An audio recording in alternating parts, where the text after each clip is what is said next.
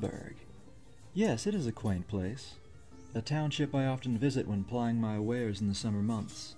It has neither the decadent riches of Mulmaster, nor the trading reputation of Hillsvar. Yet, I think it has an enterprising history worth talking about, and a good reputation to boot.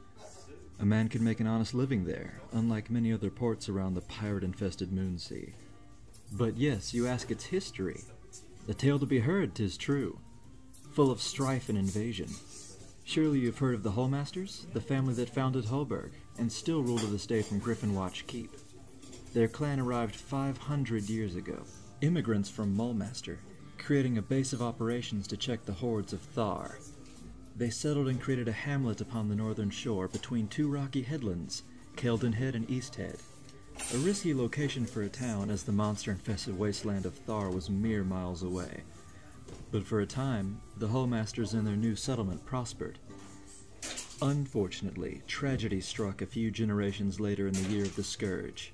An army of giants with unknown intentions leveled the city, and it was destroyed once more in the Year of the Blade when a horde of orcs and ogres attacked from the bleak wastelands of Thar.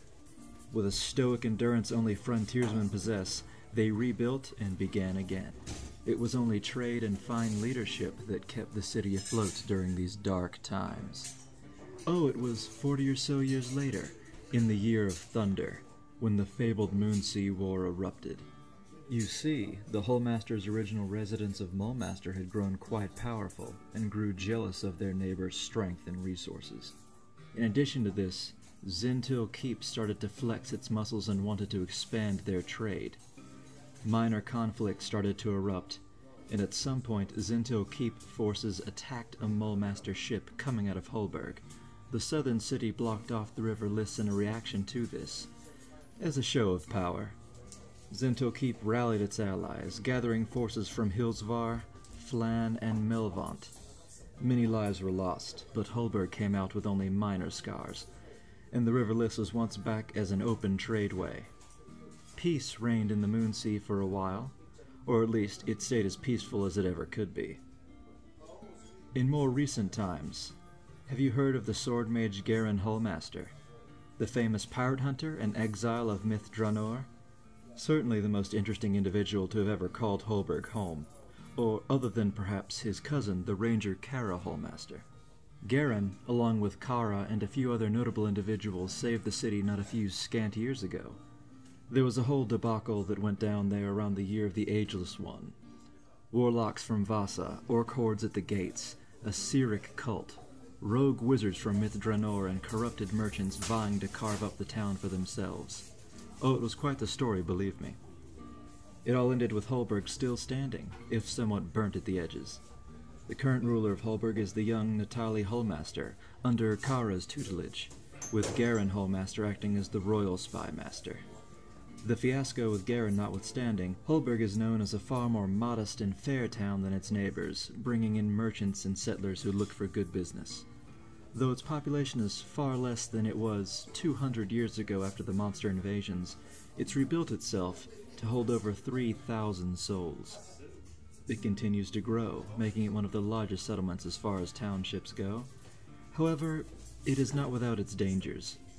Thar to the north still holds enough orcs and ogres to raid for generations to come. If any one war chief managed to bring them under their will, they could threaten the entirety of the northern Moonsea settlements.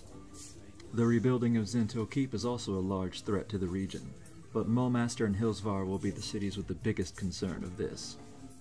Hulburg will be the target once that conflict is resolved. Lastly, where are the wooded barrows north of Hulburg? Though it is a buffer zone between Thar and the town, it is a place of sleeping dead who shall rouse if disturbed. And that is not all, I'm afraid, for Asperus is still master there. Oh! Have you not heard of Asperus, the king in copper? A lich of terrible power and a former necromancer king of Thar.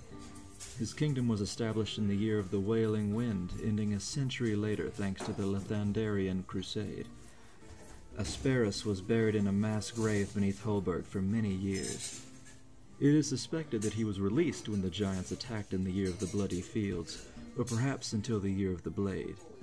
The Lich can be recognized as Asperus by the copper bands that connect his bones, hence the name King in Copper.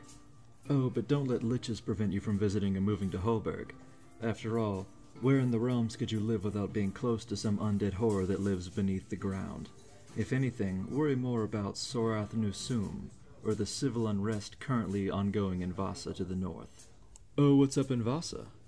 Oh, the assassination of Queen Brianna Dragonfang caused a whole lot.